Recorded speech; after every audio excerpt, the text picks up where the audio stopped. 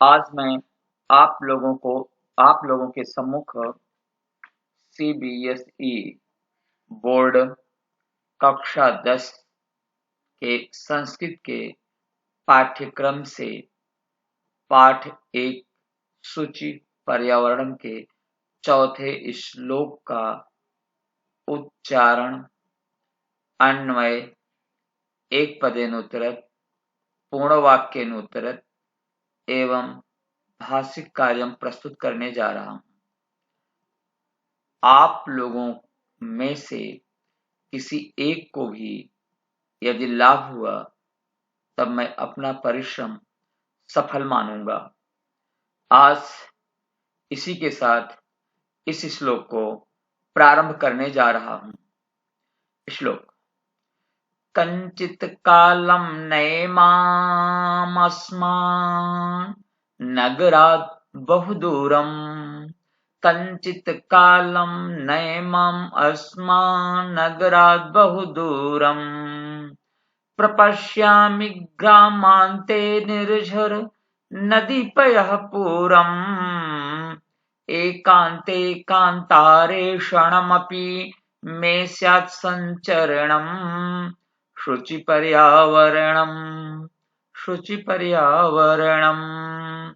कञ्चित् कालं नये माम् अस्मान् नगरात्। यहाँ पर 3 शब्द हैं।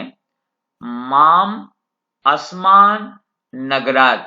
पहली लाइन में देखें तो 3 शब्दों से मिलकर के एक शब्द बना है। परः सन्निकर्ष संहिता सूत्र से इसमें एक जुड़ गया है।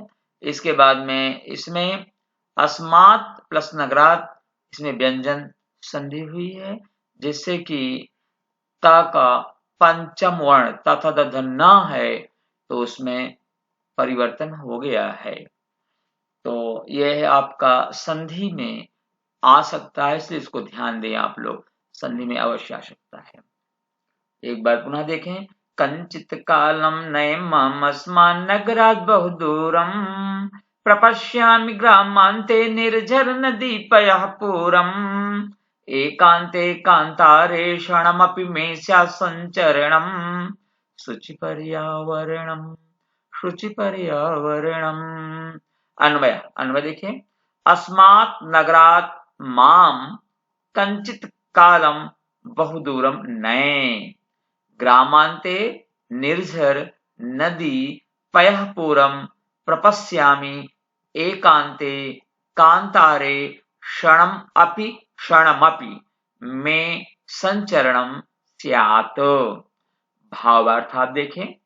कुछ समय को मुझे इस नगर से बहुत दूर ले चलिए, जहां गांव की सीमा पर जल से भरी हुई नदी और झरनों को देखूं।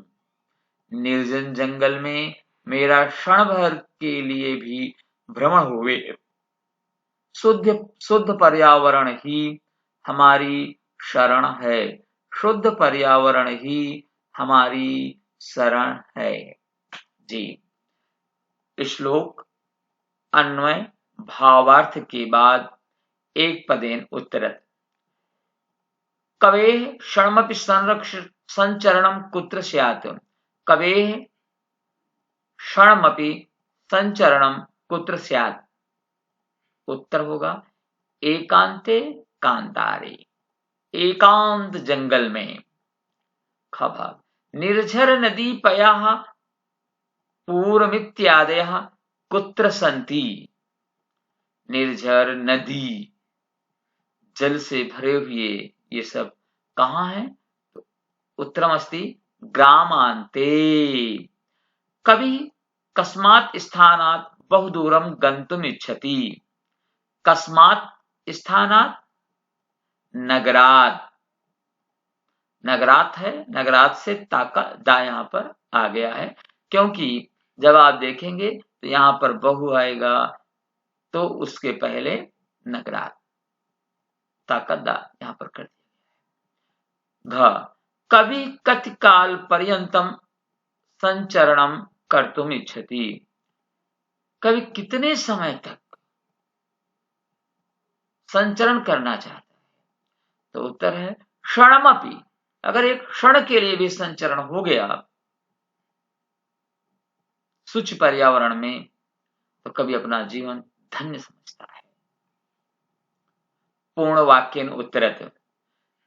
कभी नगरात् बहुदूरम गत्वा किम द्रष्टुम इच्छति। कभी नगर से दूर जाकर क्या देखना चाहता है। प्रश्न का मैं हिंदी अनुवाद इसलिए करता जा रहा हूं क्योंकि हिंदी भाषी क्षेत्र के लोग भी इससे जुड़े हैं, तो उन्हें इसका अर्थ अवगम अवश्य होना चाहिए। कभी नगरात् बहुदूरम गत्वा ग्रामान्ते निर्झर नदीपयः पूरम द्रष्टुम इच्छति। कभी कुत्र संरक्षणं कर्तुम इच्छति। कभी एकान्ते कान्तारे संचरणं कर्तुम इच्छति। भाषिक कार्यम। ग्रामान्ते अहं निर्झर नदीपयः पूरं प्रपश्यामि इत्यस्मिन् वाक्ये कर्तृपदम किमस्ति। ग्रामान्ते अहम, तो कर्तृपदम यहाँ पर अहम होगा। उत्तर नीचे दिया है, आप देख सकते हैं, लेकिन हम यहाँ पर अहम आपको बता दे रहे हैं। यहाँ पर है ये अहम, ठीक है। यहाँ से आप देखते रहिएगा, आगे आपको पूरा मिलेगा। मैं यहाँ बताता हुआ चल रहा हूं। दूसरा है माम कंचित कालम बहुदूरम नए इत्यस्मिन् वाक्ये क्रियापदम किमस्ति।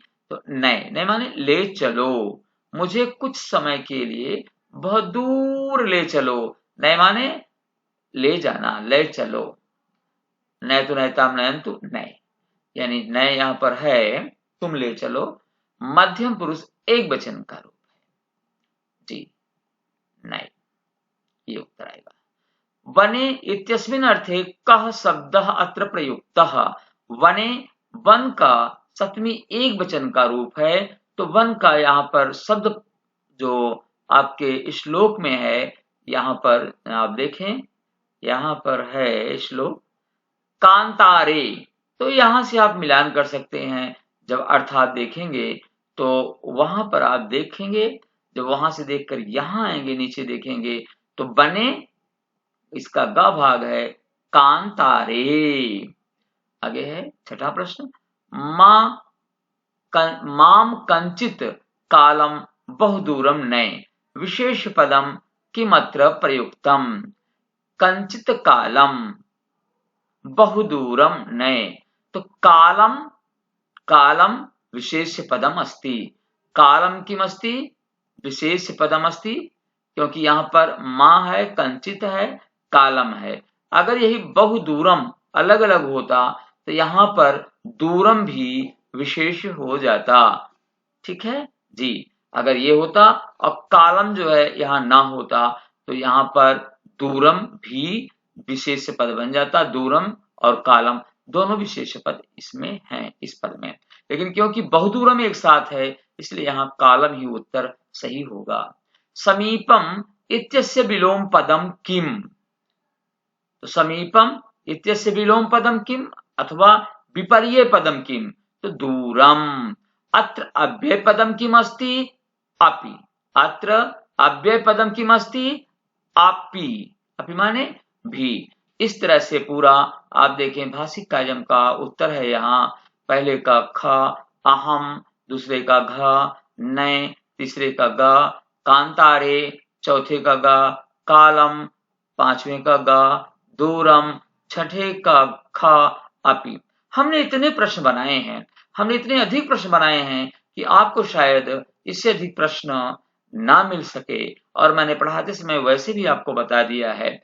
लेकिन अगर आप इस श्लोक को अच्छी तरह पढ़ेंगे, मुझे पूर्ण विश्वास है आपके लिए यह श्लोक वरदान सिद्ध होगा। और अगर आपको ये वीडियो अच्छी लगे तो आप इसे शेयर और लाइक अवश्य करें। नमो नमः।